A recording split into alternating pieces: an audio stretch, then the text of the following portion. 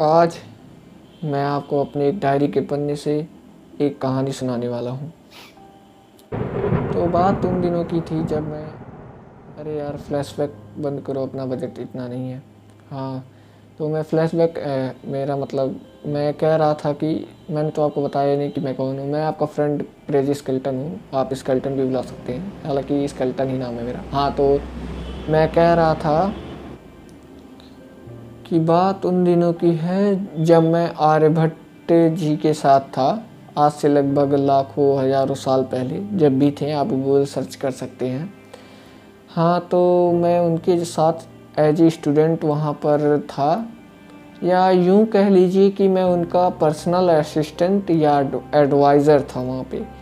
क्योंकि जितने भी उन्होंने महान डिस्कवरीज़ की हैं या नए नए मैथ्स के प्रिंसिपल या थ्योरीज दी हैं, उनके जितने भी ये सब हैं, इनके पीछे मेरा ही हाथ है।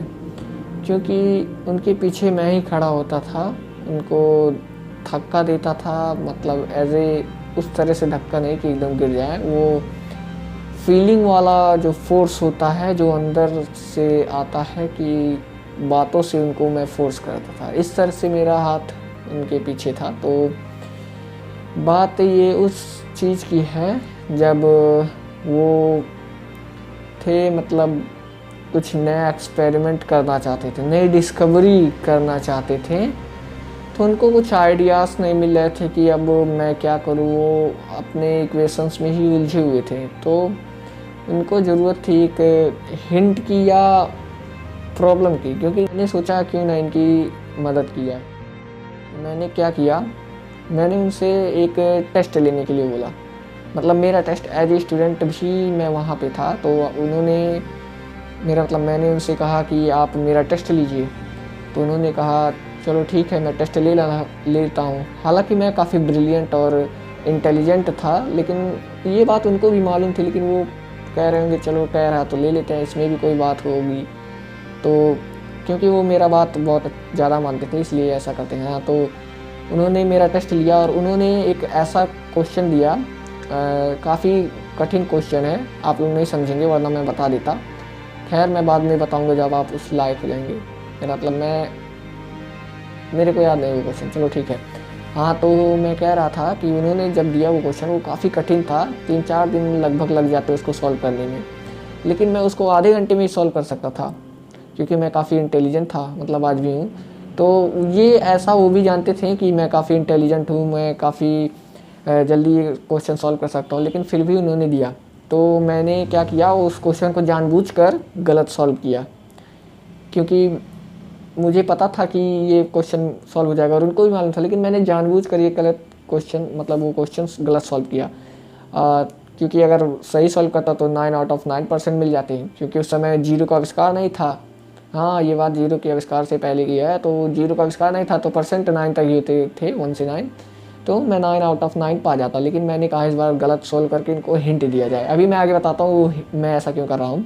तो जब मैंने गलत सॉल्व करके उनको दिया तो वो बहुत ही सरप्राइज हो गए, मतलब एकदम सोच में पड़ गए कि आखिर इतना ब्रिलियंट उनका असिस्टेंट एडवाइज़र स्टूडेंट ये एक क्वेश्चन नहीं सॉल्व कर पाया। तो मतलब उनको यकीन था ये जानबूझ कर किया है, क्योंकि मैं काफ़ी ब्रिलियंट और इंटेलिजेंट था, मतलब आज भी हूँ। तो मैंने क्या किया, मैंने उनसे कहा कि सर अगर मैं पूरा सॉल्व करता तो आप 9% आउट ऑफ 9 देते, और आधा करता तो 50 देते। लेकिन मैंने कुछ भी नहीं सॉल्व किया, तो आप क्या देंगे।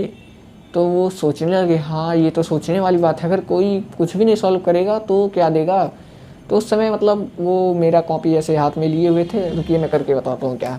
से हाथ में लिए हुए थे मेरा कॉपी, और वो उसको सोच रहे थे कि इस तरह से, देखिए इस तरह से वो सर्कल बना रहे थे इस पर ज़ीरो, कि आखिर यहाँ पे मार्क क्या दूँ। तो इस तरह से देखिए पूरा सर्कल बन गया था। तो इस तरह से वहाँ पे सर्कल बन गया जहाँ पे उनको मार्क देने थे। तो मैंने कहा ये तो कुछ सिंबल सा लग रहा है, आपने ये क्या बनाया सर्कल। तो उनके दिमाग में भी आइडिया आया एक, कि जो कुछ भी ना सॉल्व कर पाए उसको क्या परसेंट देंगे, उसको अब ये देंगे, ये सर्कल। तो उस सर्कल का नाम उन्होंने कुछ सोच के ज़ीरो रखा, मतलब मेरा भी उसमें काफ़ी योगदान रहा है उसके नेमिंग में। तो उन्होंने जीरो रख दिया। उन्होंने जीरो तब रख दिया वहाँ पे उसका नाम कि जब कोई कुछ भी ना रहे, कुछ भी ना सॉल्व कर रहा है तो जीरो हो सकता है। तो यहाँ से हम लोगों को एक बात पता चलती है कि यार देखो, टैलेंटेड लोग या पढ़े लिखे ज़्यादा लोग ही की वजह से आविष्कार नहीं होते। आविष्कार गलती से होते हैं, ये तो आप जानते हैं, लेकिन कभी कभार लूज़र्स लोगों की वजह से भी हो सकते हैं। क्योंकि अगर वो वहाँ लूज़र बन के अगर जीरो नहीं पाता तो आर्यभट्ट जी कैसे जान पाते कि ये मतलब जीरो जैसी चीज़ भी कोई होती है।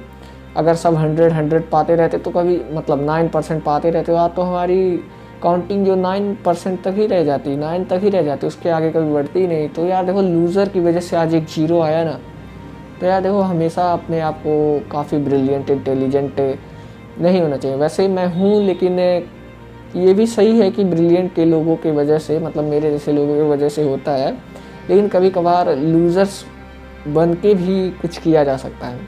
ऐसा नहीं कि हमेशा सब लोग रहें। हाँ, मेरी बात को समझ रहे हैं ना कि आखिर जीरो कैसे आया।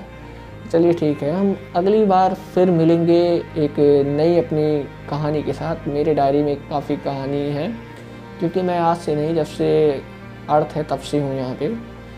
खैर छोड़िए, मैं काफ़ी फेमस, मतलब इन सब चीज़ों में मैं चाहता तो अपना नाम देता, लेकिन मैं फेमस नहीं होना चाहता था, वो इसीलिए अपने सर को ही सारा श्रेय देता हूँ।